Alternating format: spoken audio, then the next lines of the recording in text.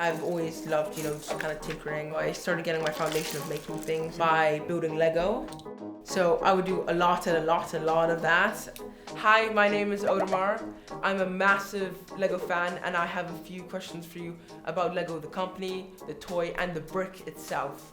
Hey Odemar, it's super awesome that you're into tinkering around. I love that your passion started with Legos, and you're definitely not alone. Hi, I'm Daniel Braconnier. I work here at the Mechanical Engineering Department at MIT, and I co-teach an Intro to Manufacturing course called 200M for short. Hi, I'm Kaitlyn, and I am a teaching assistant for Introduction to Manufacturing. And in that course, we have the fun of working with Legos the entire time, connecting them with custom 3D printed parts that students build during projects.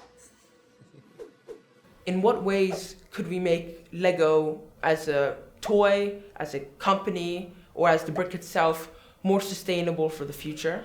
I think the first look when people think about sustainability is like, oh, we'll replace that thing that is unsustainable. There's a thing with engineering and manufacturing, when you get to at scale, like if there's millions of these things being made, it's actually more detrimental at the time to replace that entire process. But the good news is most Legos stay in either people's homes or within kind of the ecosystem of consumer goods for a very long time. The way Lego has been able to keep their sustainability goals is by making sure that their products last for a really long time and are interchangeable.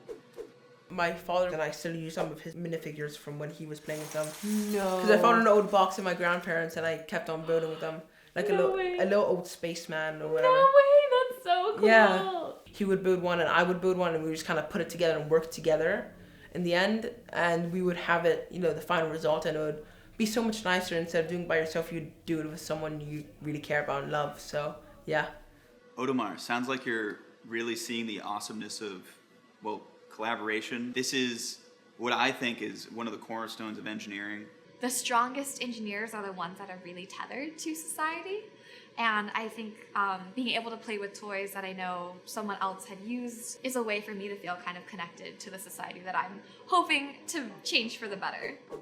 Odemar, thank you so much for your questions. A lot of the questions you're asking right now are the same ones that we're asking ourselves here at MIT and trying to answer every day. I was super inspired by your enthusiasm and everything that you shared, and I'm just so excited to see everything that you're going to create and everything that you're going to become.